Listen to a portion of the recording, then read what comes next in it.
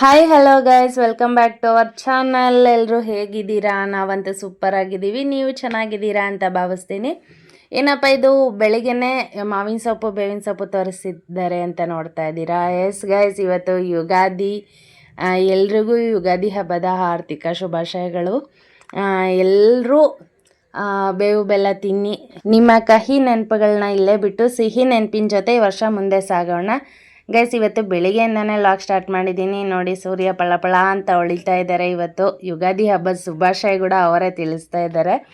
ಇವತ್ತಿನ ಬೆಳಿಗ್ಗೆಯಿಂದನೇ ಇವತ್ತೇನೆಲ್ಲ ಮಾಡ್ತೀವಿ ಅಂತೇಳಿ ನಿಮ್ಮ ಜೊತೆ ಶೇರ್ ಮಾಡ್ತೀನಿ.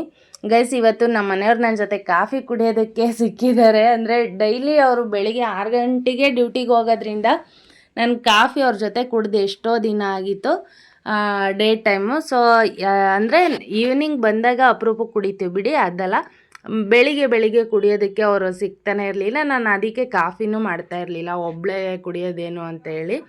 ನಮ್ಮ ಹೇಮಂತನು ಎದ್ದ ತಕ್ಷಣ ರೆಡಿಯಾಗಿ ಹೋಗ್ತಾನಲ್ವ, ಅದಕ್ಕೆ ನಾವು ಕಾಫಿನೇ ಕಾಸ್ತಾ ಇರಲಿಲ್ಲ. ಸೊ ಇವತ್ತಾದರೂ ಕಾಫಿ ಕುಡ್ಕೊಂಡು ಮಾತಾಡಿಕೊಂಡು ಕುಡಿಯೋಣ ಅಂತೇಳಿ ಕಾಫಿ ಮಾಡಿದೆ. ಹಾಗೆ ಸ್ವಲ್ಪ ಹೊತ್ತು ಕೂತ್ಕೊಂಡು ಮಾತಾಡ್ತಾ ಕಾಫಿ ಕುಡಿದು, ಇನ್ನು ಅಷ್ಟರಲ್ಲಿ ನಮ್ಮನೆಯವರು ಮಾವಿನ ಸೊಪ್ಪು ಬೇವಿನ ಸೊಪ್ಪು ಎಲ್ಲನೂ ಕ್ಲೀನ್ ಮಾಡಿದ್ರು. ಸ್ವಲ್ಪ ಮಣ್ಣಿತ್ತು, ಕಟ್ಟು ತಂದಿದ್ರಲ್ಲಿ ಎಲ್ಲ ತೊಳೆದ್ಬಿಟ್ಟು ಕಟ್ತಾ ಇದ್ದಾರೆ. ನೋಡಿ ಎಷ್ಟು ಚೆನ್ನಾಗಿ ಎಲ್ಲನೂ ಅರೇಂಜ್ ಮಾಡಿದ್ದಾರೆ. ನಮ್ಮ ಮನೆಯವ್ರಿಗೆ ಹೇಳ್ದೆ ಗೈಸು, ಸ್ವಲ್ಪ ಈಗ ಎಲ್ಲ ಡಿಸೈನಾಗಿ ಕಟ್ತಾರಲ್ಲ, ಆ ಥರ ಟ್ರೈ ಮಾಡಿ ಅಂತ.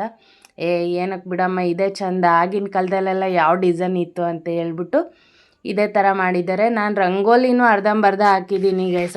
ಅವ್ರ ಕೆಲಸ ಫಸ್ಟು ಬೇಗ ಮಾಡಿ ಮುಗಿಸ್ಬಿಡ್ಬೇಕು. ನಂದು ಅಲ್ಲಿದ್ರೂ ಇರಲಿ ಅಂತ ಹೇಳ್ಬಿಟ್ಟು, ನೀನು ಸೈಡ್ ಬಾ, ನಾನು ಹೋಗ್ತೀನಿ, ಆಮೇಲೆ ನೀನು ಎಷ್ಟು ಹೊತ್ತಾದರೂ ರಂಗೋಲಿ ಹಾಕು ಅಂತ ಹೇಳ್ಬಿಟ್ಟು ಅವ್ರು ಕಟ್ತಾ ಇದ್ದಾರೆ. ಇನ್ನು ಇವರಿಬ್ಬರು ನಮ್ಮ ಮನೆಯವ್ರಿಗೆ ಹೆಲ್ಪ್ ಮಾಡೋಕ್ಕೆ ಬಂದಿದ್ದಾರೆ ಗೈಸ್. ಅಂದರೆ ನಮ್ಮ ಮೇಲ್ಗಡೆ ಮನೆ ಹುಡುಗರು, ಪ್ರೀವಿಯಸ್ ಲಾಗಲ್ಲಿ ನೋಡಿರ್ತೀರ. ಅವರು ಇವರೇನಾದರೂ ಇಟ್ಕೊಳ್ಳೋದು, ದಾರ ಆ ಥರ ಎಲ್ಲ ಮಾಡ್ತಾರೆ. ಸ್ವಲ್ಪ ತೀಟೆನೂ ಮಾಡ್ತಾರೆ ಜೊತೆಗೆ. ಅವೆಲ್ಲ ಸಹಿಸ್ಕೊಂಡು, ಅಂದರೆ ಮಕ್ಕಳು ಎಲ್ಲ ಆಟ ಆಡ್ಕೊಂಡಿದ್ರೆ ಚೆನ್ನಾಗಿರುತ್ತಲ್ಲ. ನಾವಿಬ್ಬರೇ, ಹೇಮಂತನೂ ಊರಿಗೆ ಹೋಗಿದ್ದಾನೆ, ಬೋರ್ ಆಗುತ್ತೆ ಅಂತೇಳಿ ಅವ್ರ ಜೊತೆ ಮಾತಾಡಿಕೊಂಡು ಹಾಗೆ ಹಬ್ಬ ಮಾಡ್ತಾಯಿದ್ದೀವಿ. ನೋಡಿ, ಇನ್ನೇನು ನಮ್ಮನವ್ರದ್ದು ಕಟ್ಟೋದಾಯಿತು. ಇನ್ನು ಬೇವಿನ ಸೊಪ್ಪು ಮಾತ್ರ ಆ ಕಡೆ ಈ ಕಡೆ ಸಿಗಿಸ್ಬೇಕು. ಇನ್ನು ಅವರು ಎಲ್ಲ ಕೆಲಸ ಮುಗಿಸ್ಕೊಂಡು ಒಳಗಡೆ ಹೋದ ತಕ್ಷಣ ನಾನು ರಂಗೋಲಿ ಹಾಕೋದಕ್ಕೆ ಸ್ಟಾರ್ಟ್ ಮಾಡಿದೆ ಗೈಸ್. ಯಾವ ಥರ ಕಾಣ್ತಾ ಇದೆ ಈ ನಮ್ಮ ಪುಟ್ಟ ರಂಗೋಲಿ ಗೈಸ್. ನಾನು ದೊಡ್ಡದೆಲ್ಲ ಹಾಕೋದು ಕಷ್ಟಾಗಿ ಬರೋದು ಇಲ್ಲ, ಹಾಕೋದು ಇಲ್ಲ. ಇನ್ನು ಚಿಕ್ಕದಷ್ಟೇ, ಈ ಥರ ಡಿಸೈನ್ಸ್ ಅಷ್ಟೇ, ಚುಕ್ಕಿನೂ ಇಟ್ಟು ಜಾಸ್ತಿ ಹಾಕೋದಿಲ್ಲ ಗೈಸ್. ಯಾವ ಥರ ಕಾಣ್ತಾ ಇದೆ ಕಮೆಂಟ್ ಮಾಡಿ. ನಮ್ಮನೆಯವ್ರು ಸಾಕು ಅಂತ ಹೇಳ್ತಾ ಇದ್ದಾರೆ. ನಾನು ಅದು ಖಾಲಿ ಪ್ಲೇಸಲ್ಲಿ ಚೆನ್ನಾಗಿರಲ್ಲ ಅಂತೇಳಿ ಈ ಥರ ರಿಂಗ್ ಟೈಪ್ ಫಿಲ್ ಮಾಡ್ತಾಯಿದ್ದೀನಿ. ಈ ರಿಂಗ್ ಇದ್ದರೆ ನೆನಪಾಗ್ಬೋದು ನಿಮಗೆ, ಯುಗಾದಿ ಹಬ್ಬದಲ್ಲಿ ಚಕ್ಲಿ ಒತ್ತೋದು ಅದೆಲ್ಲ ಹೀಗೆ ಇರುತ್ತಲ್ವ. ಸೊ ಅದನ್ನೇ ಮಾತಾಡಿಕೊಂಡು ರಂಗೋಲಿ ಹಾಕ್ತಾಯಿದ್ವಿ. ಚಕ್ಲಿ ಅಂತೂ ಒತ್ತಿಲ್ಲ, ಅಟ್ಲೀಸ್ಟ್ ರಂಗೋಲಿ ಇಲ್ಲಾದರೂ ಇರಲಿ ಅಂತ ಹೇಳಿ. ಚೆನ್ನಾಗಿ ಕಾಣ್ತಾ ಇದೆಯಾ ಗೈಸ್ ರಂಗೋಲಿ?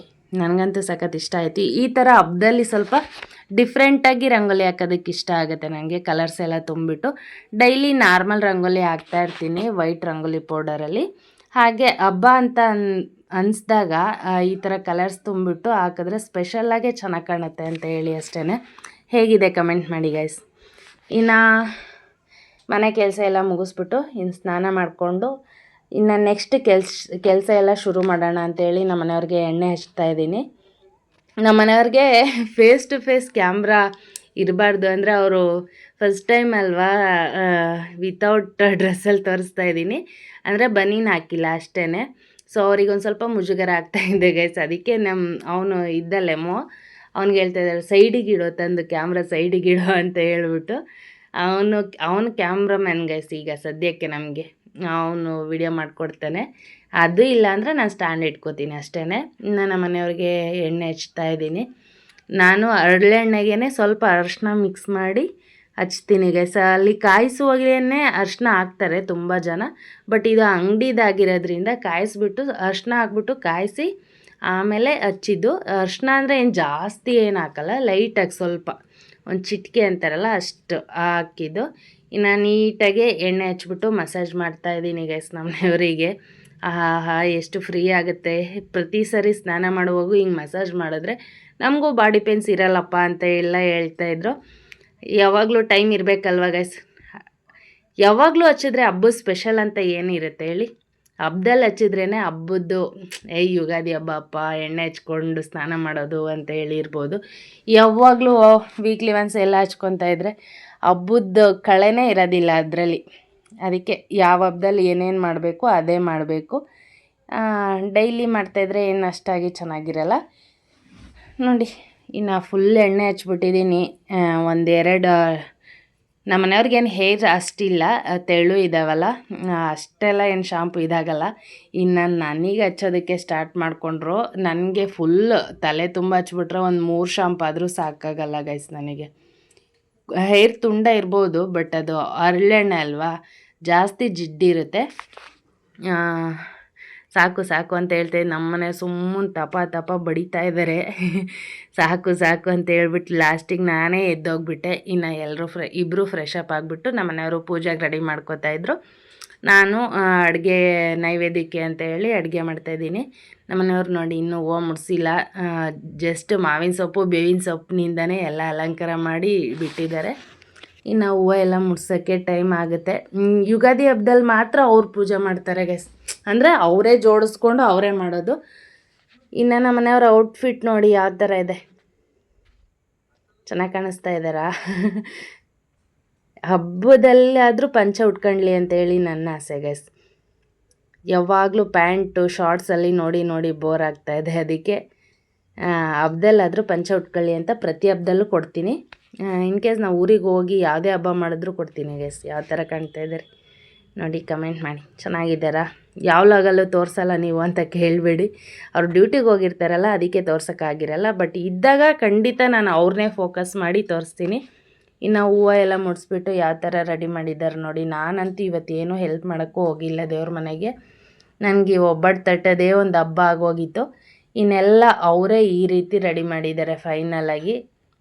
ದೀಪನೂ ಅಂಟಿಸಿ ಆರತಿನೂ ಮಾಡಿ ಎಲ್ಲ ಮಾಡಿದ್ದಾರೆ. ನಾನು ನೈವೇದ್ಯಕ್ಕೆಲ್ಲ ರೆಡಿ ಮಾಡಿಕೊಟ್ಟೆ ಅಷ್ಟರೊಳಗೆ.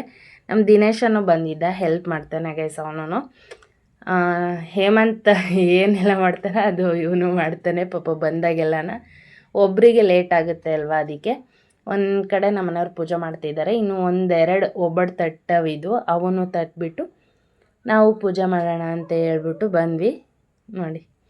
ನಮಗೆ ಯುಗಾದಿ ಹಬ್ಬನೇ ಸ್ಪೆಷಲ್ಲು. ಅಂದರೆ ನಾವು ಮೇಯ್ನ ನಮ್ಮ ಸ್ವಂತ ಮನೆ ಊರಿಗೆ ಹೋಗಬೇಕು. ಅಲ್ಲಿ ಹೋದರೆ ಚೆನ್ನಾಗಿರುತ್ತೆ. ನಮಗೆ ಹೋಗೋಕ್ಕಾಗಲ್ಲ, ಅಂದರೆ ನಮ್ಮ ಮನೆಯವ್ರಿಗೆ ತುಂಬ ದಿನ ಲೀವ್ ಸಿಗಲ್ಲ, ಒಂದು ದಿನಕ್ಕೆ ಹೋಗಿ ಬರೋಕ್ಕಾಗಲ್ಲ ಅಂಥೇಳಿ ಇಲ್ಲೇ ಸಿಂಪಲಾಗೆ ಮಾಡ್ಕೋತೀವಿ. ಊರಲ್ಲಾದರೆ ದೇವರೆಲ್ಲ ಕೂರಿಸ್ಬಿಟ್ಟು ಇನ್ನೂ ಚೆನ್ನಾಗಿ ಮಾಡ್ತಾರೆ ಗೈಸ್. ನಾವು ಮನೇಲಿ ಅಷ್ಟೇ ಪೂಜೆ ಮಾಡ್ತೀವಿ.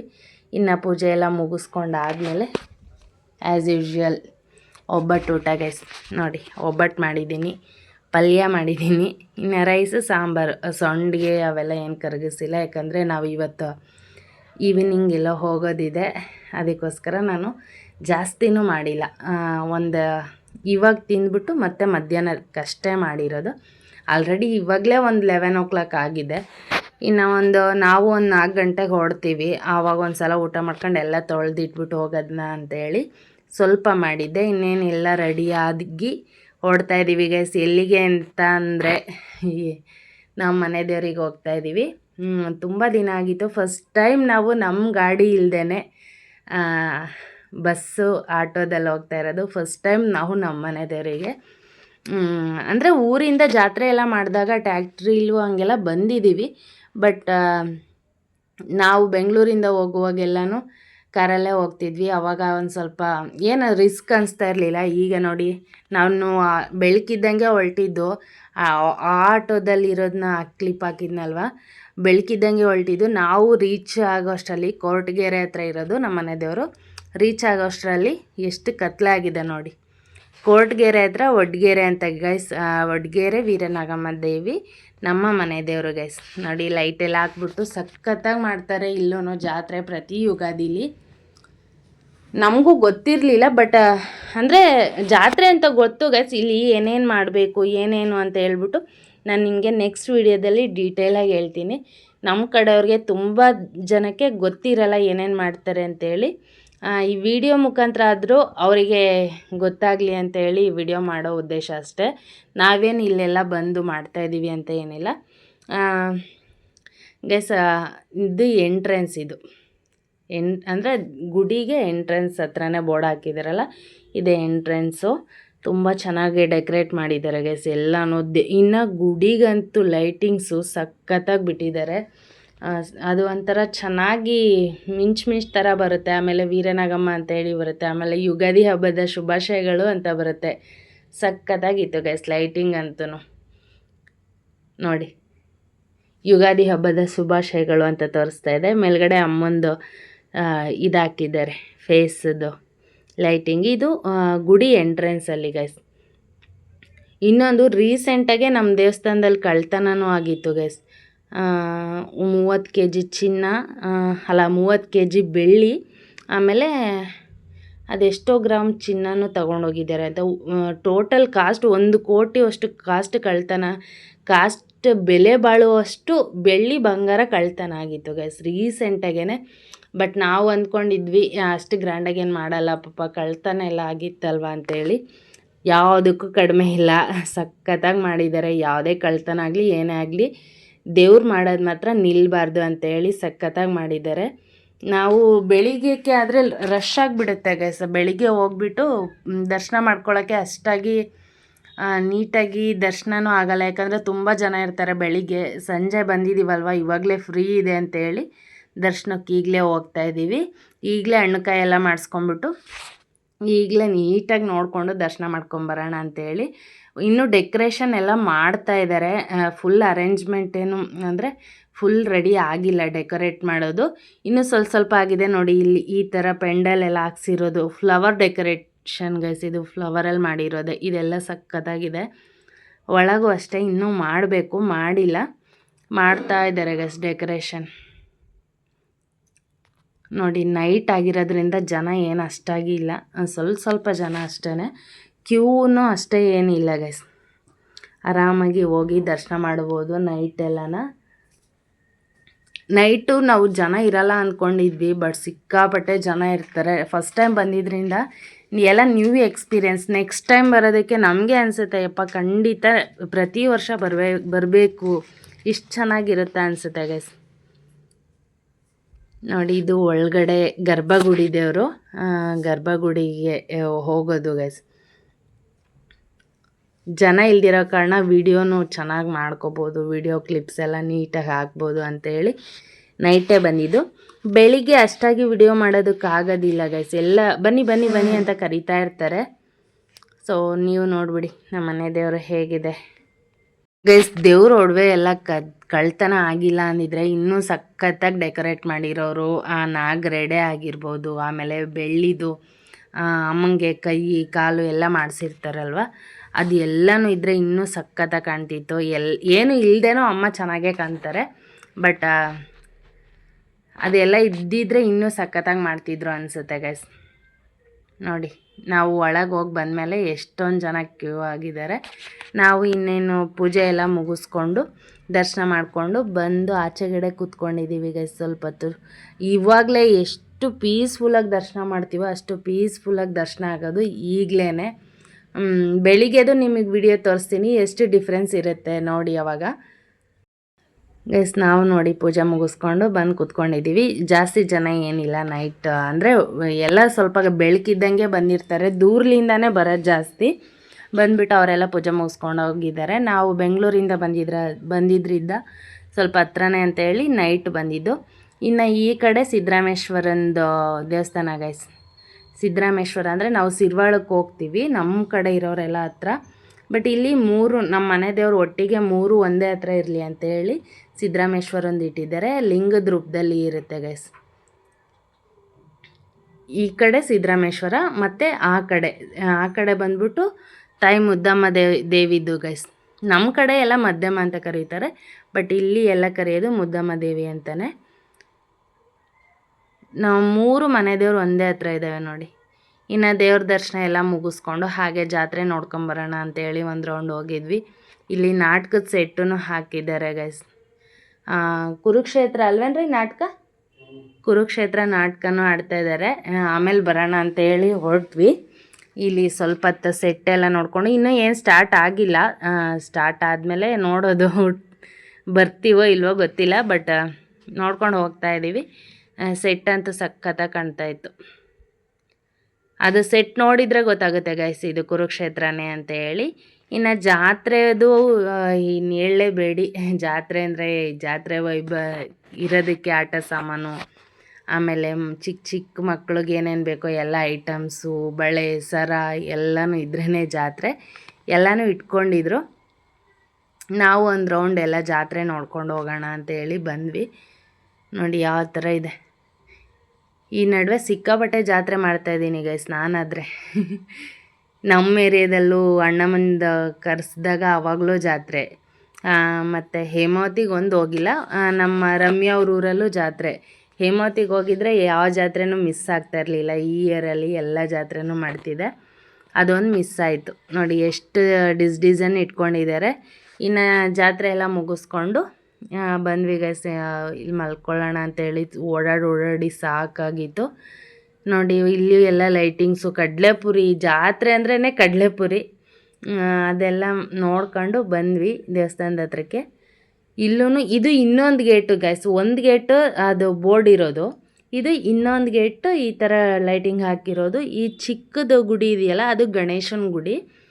ಇನ್ನು ಎಲ್ಲರೂ ರೋಡ್ ಅಂದರೆ ಸ್ವಲ್ಪ ಇದಾಕಿದ್ದಾರೆ, ಸಿಮೆಂಟ್ ಥರ ಹಾಕಿದ್ದಾರೆ ಗೈಸ್. ಎಲ್ಲರೂ ಚಾಪೆ ಹಾಸ್ಕೊಂಡು ಎಲ್ಲಿ ಬೇಕಾದರೂ ಮಲ್ಕೋಬೋದು ಆರಾಮಾಗಿ, ಏನೂ ಭಯ ಇಲ್ಲ. ನಾವೂ ಇಲ್ಲಿ ಒಂದು ಹತ್ರ ಹಾಸ್ಕೊಂಡು ಕೂತ್ಕೊಂಡಿದ್ದೀವಿ.